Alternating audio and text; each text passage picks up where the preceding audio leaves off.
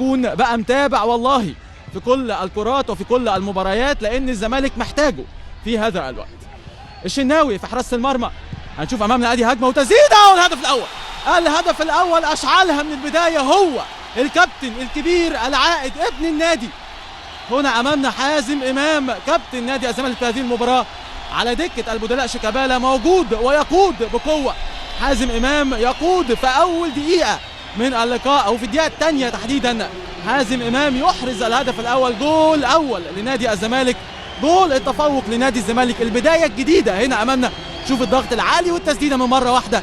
فين من بدري معلش، لكن بدايه جديده لنادي الزمالك والتسديده من الكبير حازم امام. هنا امامنا 29 عام ابن الزمالك، واول مره خرج الموسم الماضي للاتحاد ثم عاد ليقود الزمالك هنا في البطوله العربيه. لسه بنتكلم عن التشكيله.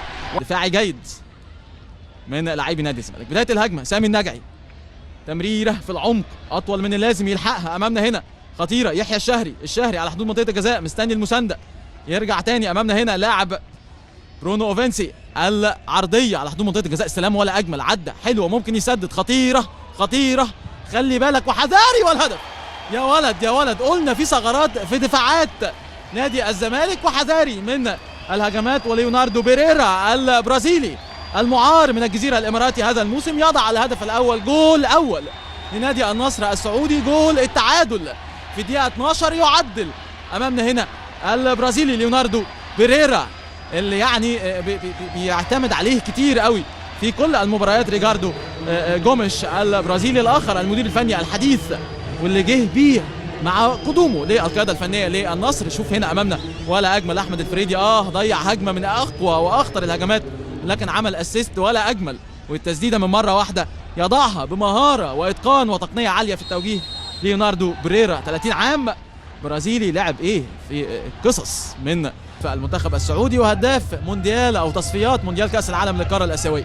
المنتخب السعودي متعادل في النقاط مع المنتخب الاسترالي وبفارق نقطه واحده عن المتصدر المنتخب الياباني. ان شاء الله يكون اول او ثاني ويتاهل لمونديال العالم في روسيا باذن الله 2018. ونتمنى ايضا للمنتخب المصري، عنده مباريات مهمه باذن الله في الفتره القادمه في الشهر القادم، في ختام الشهر القادم شهر اغسطس، في الجوله الثالثه والرابعه. ادي العرضيه خطيره راسيه، جول.